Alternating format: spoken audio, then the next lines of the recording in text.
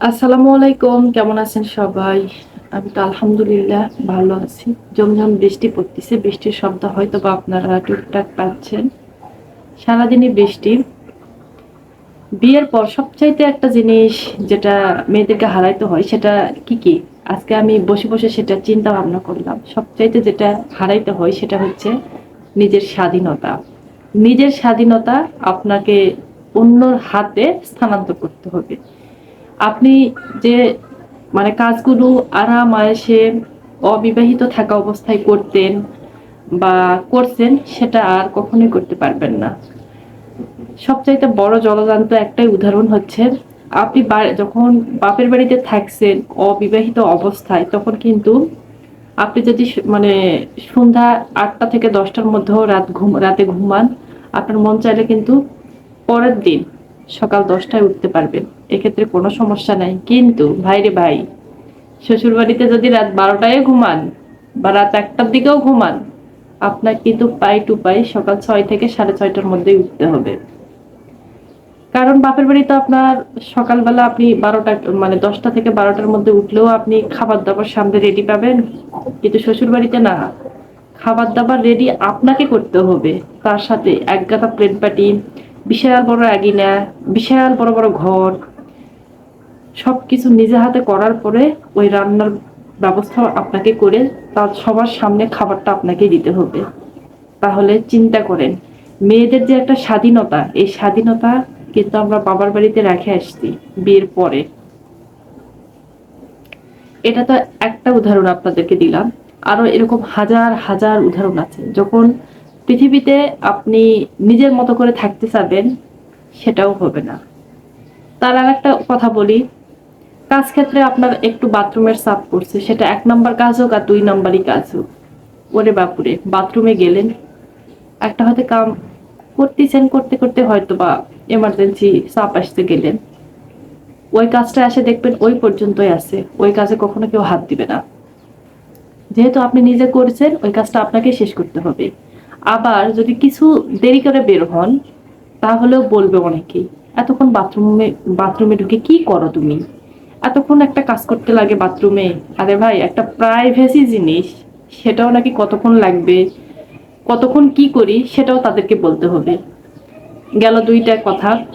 ৩ number যেটা সমস্যা হয় সেটা হচ্ছে আপনি কাজ সম্পূর্ণ কমপ্লিট করলেন, করার পরও একটু আরাম আয়েসে একটু বসলেন, বসার পরও অটোমেটিক কিন্তু আশেপাশে থেকে কথা আরেকটা চলে আসবে, এখনো তো সব কাজ শেষ হয়নি, এখনো তো প্লেট বাটিগুলা পড়ে আছে, এখনো তো ঘরগুলা ঝাড় দেওয়া হয়নি, এখনো তো ময়লা পড়ে আছে এখানে, এখনো তো বাচ্চাকে গোসল করানো হয়নি, এখনো এটা পড়ে আছে, ওইটা পড়ে আছে, এইটা পড়ে আছে। ওরে বাপু রে বাপু, এই শুনতে শুনতে মনটা চাবে এটা কি, এটা কি আমি কামের বেটি নাকি, আমি কাজের বেটি রহিমা এসছি নাকি? এটাও কিন্তু অনেকের কাছেই মনে হয়। ৩ নাম্বার গেল, যদি পৃথিবীতে আপনাকে আল্লাহ তাআলা বাচ্চা দেয়, তারপর থেকে আপনার আরো জীবনযাত্রা কঠিন হওয়া শুরু করবে। সেটা কি রকম, সেটা আমি মানে একটু বিস্তারিতই বলতেছি। বাচ্চা হওয়ার পরে বাচ্চার দায়িত্ব তোমার, কারণ তুমি মা, তোমাকেই করতে হবে। তোমার বাচ্চা, তোমাকেই সবকিছু করতে হবে, A to Z। A to Z বলতে এটাই বোঝাচ্ছি, তাকে খাওয়ানো, তাকে পড়ানো, তাকে গোসল করানো, তাকে বারবার পেশাব পায়খানা পরিষ্কার করা, তার কাঁথা ধোয়া, তার যাবতীয় কাজ আপনাকেই করতে হবে। তখন অনেক মেয়েদের কাছেই কিন্তু মনে হয়, ইস, এই ২টা হাতের জায়গায় যদি এখানে আরো ২টা হাত আল্লাহ তাআলা দিত তাহলে খুবই উপকার হইতো। এটা অনেক আমাদের মেয়েদেরই কিন্তু তখন এই জিনিসটা মনে হয়, এটা আমারও মনে হয়, এখনো আমার মনে হয় যে আমার ২টা হাতের জায়গায় যদি আরো ২টা হাত থাকতো আমি খুব শান্তি পাইতাম। কিন্তু আল্লাহ তাআলা তো ২টা হাতই আমাকে দিছে।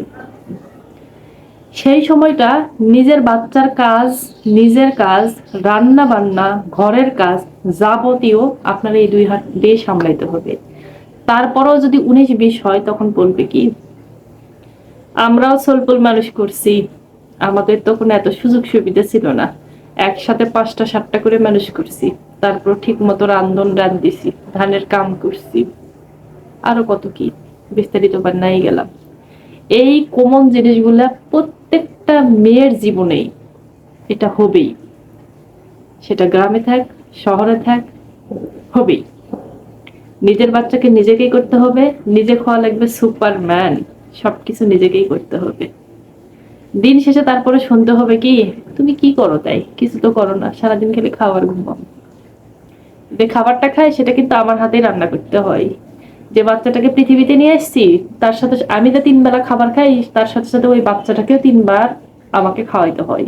তাহলে আমি নিজে যদি 3 বার বাচ্চা খাই, বাচ্চাটাকে যদি 3 বার করে খাওয়াই, তাহলে 3 3 6 বার, এই 6 বার এই এই হাতে আমাকেই খাওয়াইতে হয়।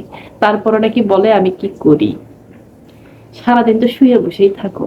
এই কথাগুলো হাজারো হাজারো মেয়ে মানুষের মনের ভিতরে কালি, যে সবার কালি কিন্তু মনের মধ্যে চেপে রাখতে রাখতে রাখতে রাখতে এমন একটা সময় আসে, বাস্ট করে যখন ফাটে, তখন ওই মেয়েটার সহজে মন, মানে সংসারে মন দিতে পারে না। তখন তার মন হয়ে যায় উড়ুচুরু, দৌড়ু, এত কিছু করেই নাম পাই না, তাহলে আবার কিসের এত কাম, একটু শুয়ে বসে থাকি। ওই শুয়ে বসে থাকতে গেলেও সমস্যা, শুয়ে শুয়ে গত রাত ঘুম ধরতেছে। একটা মেয়ে পৃথিবীতে বাচ্চা জন্ম দেওয়ার পরে যে একটা মেয়ের কতটুকু আরাম হয়, সেটা একমাত্র একটা মেয়েই ভালো জানে। যদি সে মেয়েটার যদি কোনো চারপাশে মানে আপন জন বা হেল্পিং হ্যান্ড থাকে, তারপরে কিন্তু ওই মেয়েকে, ওই মেয়ের বাচ্চার সবকিছুই করতে হয়। ওই মেয়েটাকে বাচ্চার মানে রাতের কাজ, খাওয়ানো, গোসল করানো, ঘুম পাড়ানো সবই করা লাগে। আবার যদি হেল্পিং হ্যান্ড দিয়েও করানোর চেষ্টা করা হয়, তারপরে কিন্তু একটা মেয়ে 4 হাত পা ছড়ে দিয়ে কখনো থাকতে পারে না। নিজেরটা নিজের একটু হলো দেখা লাগে যে কোথায় কি হচ্ছে। এলা হাজার হাজার কথা আমাদের মেয়ে মানুষের শুনতে শুনতে শুনতে শুনতে আমাদেরকে কবরে চলে যাওয়া লাগবে, তারপরে এগুলার কোনো কথা শেষ হবে না। একসময় আমরাও হয়তো বা দেখা যাচ্ছে শুনতে শুনতে কানি তালা ধরবে। আর বা কিছু নাই বললাম, আজকের মতো এই পর্যন্তই। আল্লাহ হাফিজ।